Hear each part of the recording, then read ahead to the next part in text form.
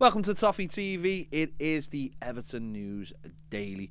Tim Cahill has been speaking about his aspirations of coming back to Everton one day. He was asked in an interview about Mark Noble being appointed the West Ham sporting director, and he said could he see himself being in a similar role at Everton. He said, since retiring, I've really focused on my academics. Farhad Moshiri asked me to be part of the process in picking Frank Lampard as the manager for Everton, and that role is a work in progress. I'm a work in progress. He said, my Everton connection will always be there. How that is going forward is down to the owners to talk about. For me to be a strong leader, you have to evolve. If I want to go to Everton one day, I'm going to go with my eyes wide open. I'm only 42.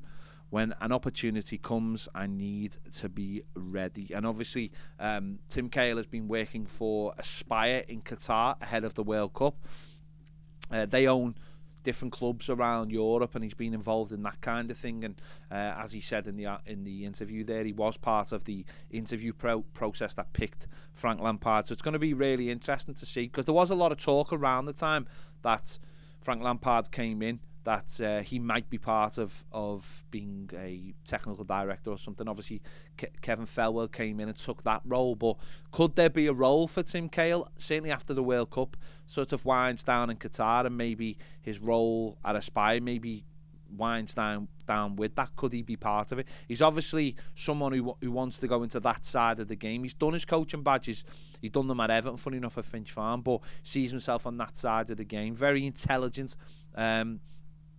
Has done degrees and stuff on that side of the game. So it'd be interesting to see whether Everton could find room for him. Obviously, recently James Vaughan came back to the club after serving out his apprenticeship, so to speak, at Tranmere. He's the loan manager. I'm sure James Vaughan sees himself as someone who can go through the various stages at Everton to maybe find himself one day as a director of football. But obviously, Tim Cahill, very savvy individual, a big name in world football. It'd be great to have him back at Everton doing something like that, not just for the sake of it, obviously, but because he deserves to be that. And he's certainly at the moment over in Qatar laying the foundations to come back to Everton. I think he's still got a home in Manchester, and I imagine sees this as his home now, and he is obviously a big blue. It'd be great to have him back at Everton as more than just an ambassador, because they come and go. It'd be great to have him as part of the fabric of Everton and get him back to the club. So very, very interesting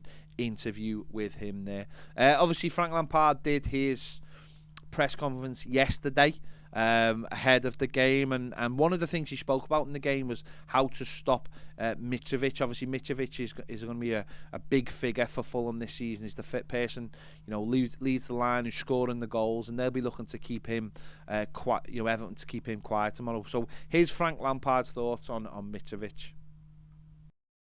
Yeah, I mean, he's shown himself. I don't think I know what you mean in terms of Premier League, but I saw his international record recently, and it's outstanding as well. So I think he's a top level player anyway, and for whatever circumstances previously he hasn't maybe been as prolific, and now everything is working for him. So I think as an all round striker he's really strong, but crosses are a big threat, and it's twofold: stopping crosses and dealing with balls in the box in the dangerous goal scoring areas where he's very difficult to mark. If he can get a jump and a run on you, in the air, he's one of the best players in the league for sure. So we understand the threat.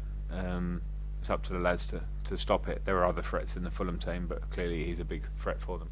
So there you go. Obviously, Mitrovic is the big worry for Everton tomorrow, and hopefully James Tarkowski and Conor Cody can keep him quiet. We'll have to wait and see if we can. In other news today, Everton under-18s midfielder Mathew has signed his first contract. It is a 3-year deal and sees him tied down for Everton for 3 years, part of Leighton Baines' teams. That's fantastic news. Everton have been handing those contracts out obviously recently and trying to get players tied down, especially with other clubs in the Northwest, obviously with a big net trying to catch all the top talent. So Everton nailing down another player. Another one of Everton's talented youngsters played last night. Jarrad Branthwaite played 80 minutes for PSV in their victory over Arsenal in the Europa League. What a fantastic experience for him to play in a game where PSV were absolutely brilliant on the night, and obviously beating Arsenal 2-0. And he really did have a fantastic game, and I think that opens up some fantastic opportunities going forward, with Everton having the likes of Yerry Mina out of contract at the end of the season. Michael Keane, I imagine, would be available. To get Jared Branthwaite back, having a year of real good experience at PSV, and hopefully he goes on and plays more games for them and plays in Europe. What a fantastic opportunity for him this season has been, and he hopefully gets more games and comes back a real player, ready to go to the next level of his career and be someone who's knocking on the door. And having a young player there at Everton with the likes of Conor Cody and the likes of James Tarkowski ahead of them, showing him the ropes, I think that would be fantastic for him as well. So well done to Jared Branthwaite last night. And in our last piece of news, Everton have redecorated the tunnel at Goodison Park with all images of the flags at Goodison Park. The Gladys Street, looking absolutely fantastic. If you check out our socials, you will see some of them. They look absolutely superb, and it's nice to see again Everton giving a little nod to the fans. The fans who have obviously backed them so much in the last year and helped Everton obviously stay in the Premier League. So that's a lovely nod to the fans in the tunnel. And I think Everton have put a video out as well, so make sure you check that out. There you go. This has been the Everton News Daily. Obviously, big game tomorrow. If you haven't checked out the match preview, make sure you do it. Make sure you check out my starting 11 as well. And obviously, after the game, I'll be live, hopefully in a good mood. So make sure you check that out as well. Make sure to give this video a like. Subscribe if you haven't already. If you want more great videos, join us over on Toffee TV Premier. The link is in the description and it'll be on the screen in a moment. See you later.